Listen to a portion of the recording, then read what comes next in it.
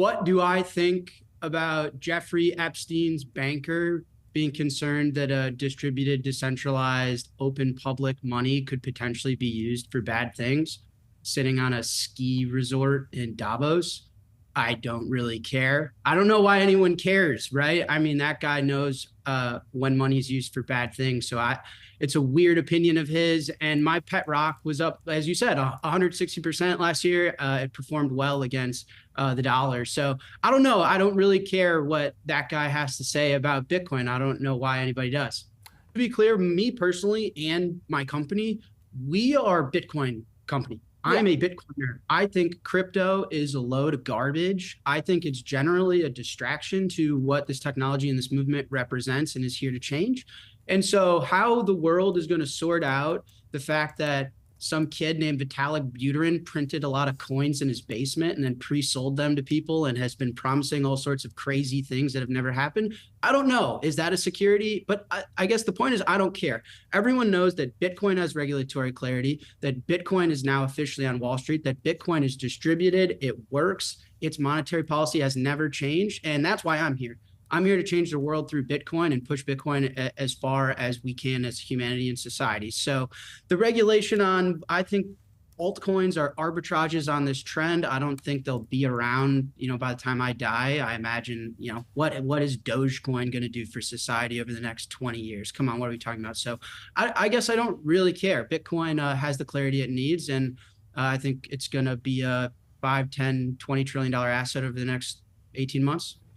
Yeah, crypto's loaded garbage. Jamie Dimon was Jeffrey Epstein's banker. Like, a lot of this stuff is just noise, pure unethical, malicious noise. My opinion, guys, again, is that global debt to GDP is 360%. What does that mean? The governments have piled up so much debt with no way to pay it back. So who's fronting that bill? I mean, someone's run up a $36 trillion bill at the bar. Who's paying for that?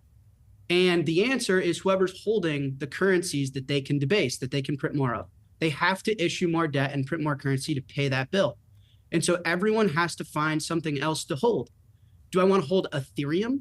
Ethereum's a tech play. Ethereum's a gamble that Jamie Dimon's going to use it. What did he say in his ski resort Davos interview, that he's going to use it to flip real estate? What does that even mean? That doesn't mean anything.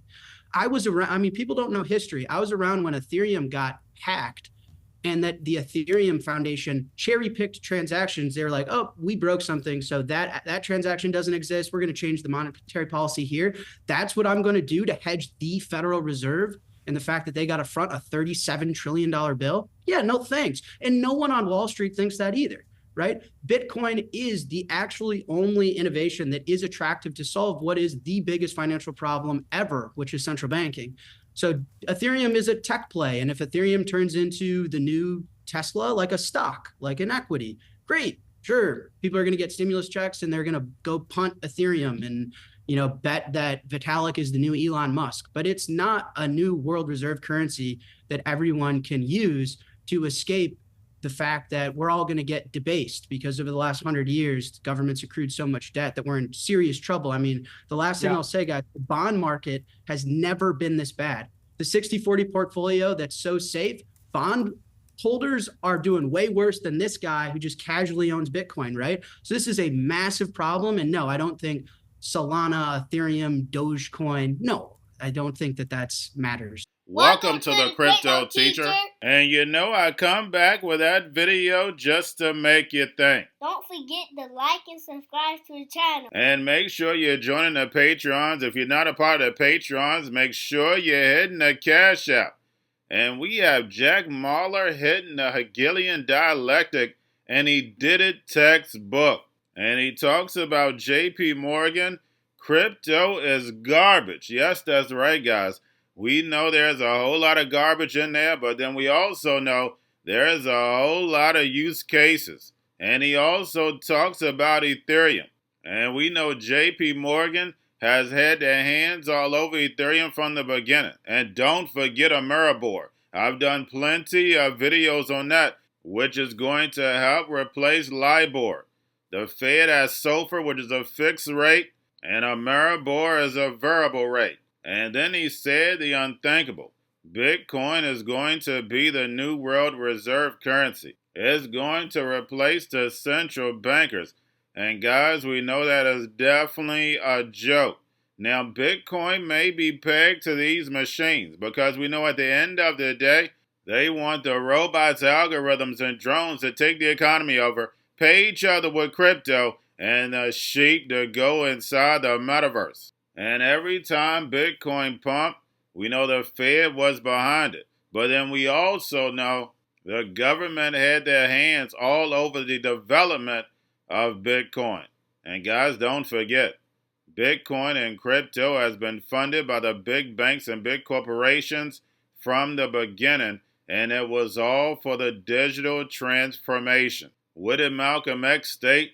You've been bamboozled. And speaking of bamboozled, we have Kathy Wood speaking about these Bitcoin ETFs and how they're moving on down, Bitcoin moving on down, selling on the news. And we saw in 2003, we pumped just about the whole year. So we know we're going to have a pullback in cryptos and stocks.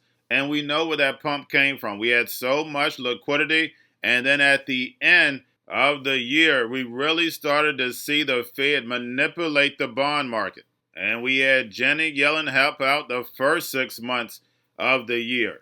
But we know Kathy Wood was selling at the top. And we have Mike Novogratz Galaxy Digital, who's in charge of the FTX fund, is selling also. So we have a lot of sell pressure. But like I told you at the end of the year, that we always have a pullback first quarter. And they're trying to go ahead and price majority of it in. Nobody cares about crypto. So crypto can pull back. But stocks also will start to pull back. But don't forget, guys, this is an election year. So I definitely see the Fed cutting rates, but we know they need that distraction, and that's why we keep hearing the drums are beating. And then we have the SEC on the hack of the X account. And guys, they stated it was a SIM card issue. And don't forget, guys, you're watching a movie. Someone pulled off a James Bond so someone could make millions and millions of dollars. Remember, your life is an illusion and TV is your reality. And remember, the crypto teacher told you, because he knows when it comes to the NWO, it's all planned out. You have a wonderful day. Is this a sell the news dynamic? Is something else at play here? How do you think about that now that we actually have these instruments in the market to track Bitcoin in a more material way? Yes. Well, we're very excited that Bitcoin now is in the ETF wrapper and therefore very accessible at very low prices. What we do have, and there was speculation beforehand, will this be a sell on the news? We said yes, and then we were hearing that so much that we thought, well, maybe not. Well, it turns out that FTX is, I guess it's nearly $1 billion in GBTC, has been sold as this Bitcoin, as the Bitcoin ETF has come out. And I think that's been part of the pressure. I do think there's sell on the news because I think some people expected it to hold a little more than it has. But this has not disturbed our point of view at all. We think this is one of the most important investments of our lifetimes. This is a global rules-based monetary system. And it's a very big idea. And we think it's the biggest of all of the crypto ideas out there. So we're very happy to be a part of this movement. Okay. Providing more access to Bitcoin. This is the financial superhighway, a public good, and therefore we have priced it accordingly. But we're very excited about the prospects. Our price target, as you know, is quite high if you give us a time horizon to 2030. Approval came along. You didn't hear a lot of people saying, "Oh, this ETF approval, it's going to go down from here." Bitcoin is because it's overbought. That's a great point, Tyler. Hindsight is 2020, at least in the analyst community. You're now hearing a lot more of a bearish sentiment ahead of this news.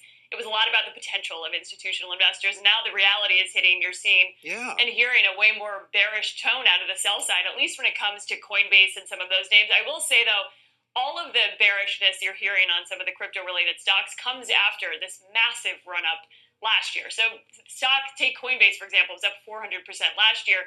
So there is that to take into account. That yes, there's bearishness, but part of it has to do with valuation. Can you think of many, if any, who predicted a 15-20% sell-off after the approval of ETFs?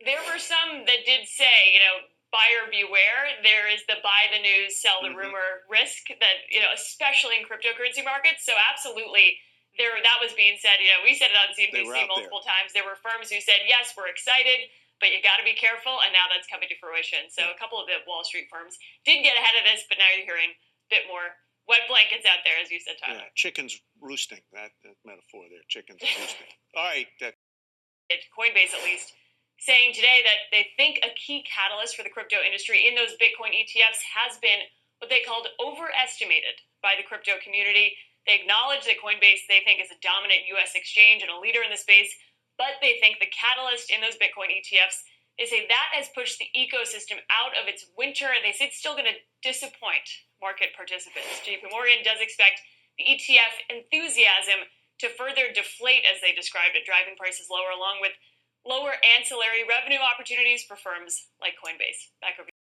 Learning more about the hack of an SEC staffer's phone. This led to the fake social media post earlier this month, prematurely claiming that spot Bitcoin ETF had been approved. Of course, it was approved literally a day later, but the SEC now saying the hacker changed the password to the agency's X account. This after gaining control of an employee's phone number. It said that the employee was targeted in what's called a SIM swap, attacking through the telecom carrier, effectively. The SEC also saying that multi-factor authentication of its X account had been disabled last July and was not re-enabled until after the incident. The FBI's investigation into the hack is ongoing, but as we mentioned earlier in the broadcast, the news you can use is if there is an opportunity to do two-factor authentication on your phone, which means not just having a password, but effectively having some kind of separate authenticator. In some cases, sending you a text message with a code. In some cases, having an app on your phone that has a number that changes randomly every 30 seconds, and using that number, go off and do it. Do it immediately. It's a good thing. Going to a different economy. And we're going to be learning more about that as we go. But clearly, we're learning that things can be done from remote locations. We're learning that technology can replace people even more than we thought.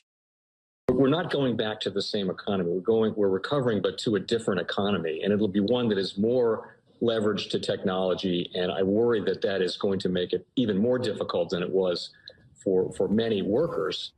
In Silicon Valley, and my friends who work in technology know that what we did to the manufacturing workers, we are now going to do to the retail workers, the call center workers, the fast food workers, the truck drivers, and then even bookkeepers, accountants, insurance agents, lawyers, and on through the economy. So what happened to the manufacturing workers is a very clear sign. And so we'll import Chinese-based CBDC technology. So it's going to be CBDC in a box provided to you by the People's Bank of China.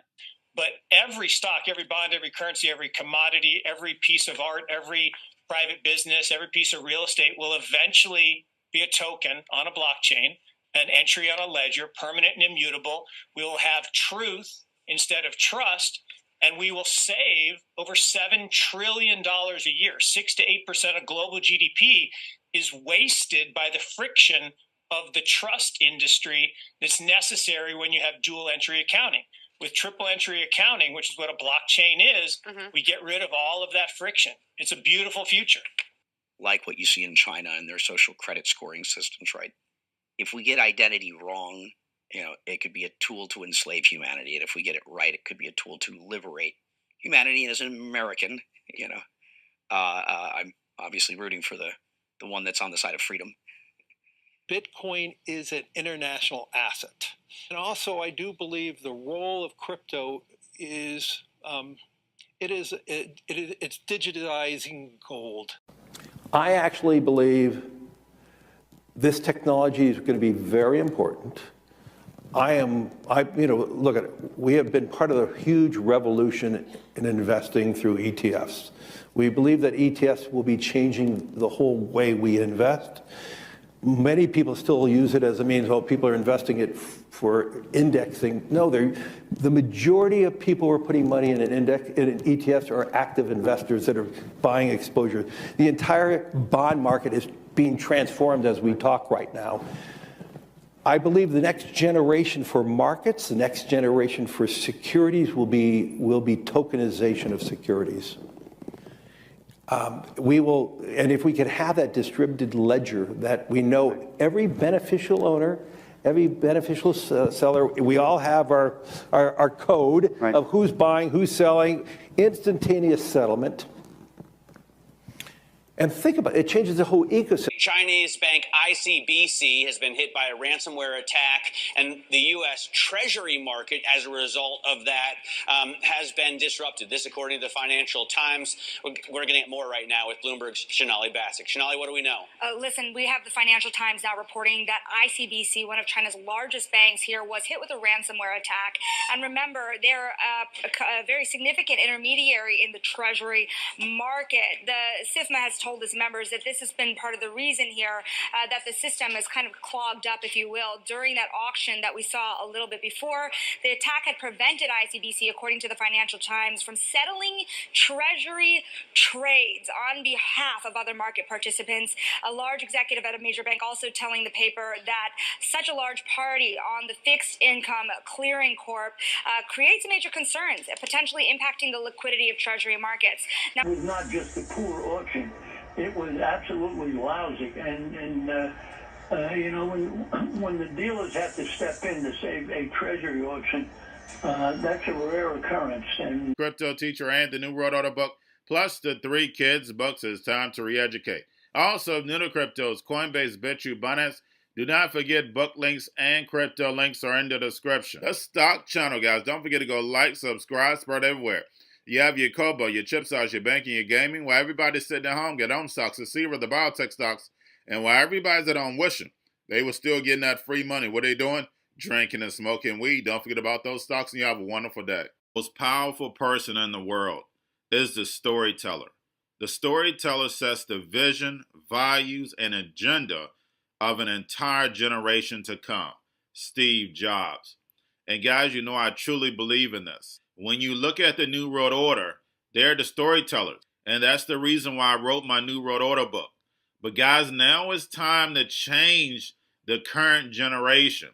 And I wrote 3 kids books. You know I love the Trinity because I understand the power that's in it. So I have 3 books. We have an opportunity to change the generation, to educate, not just me, but I want to show you that I take action on a daily basis. And I want you to take action on a daily basis.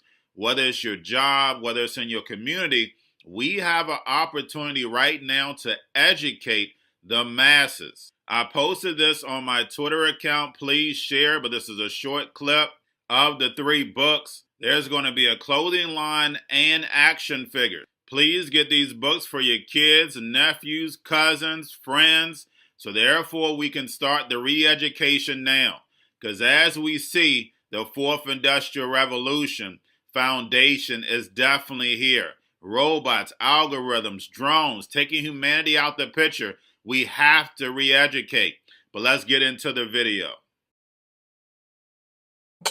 Part 1.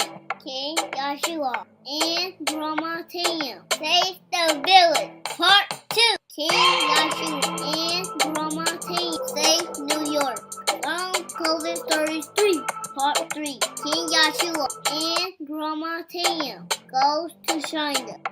It's mandatory to get part 1, part 2, and part 3 of this series. It's time to re-educate Generation Z.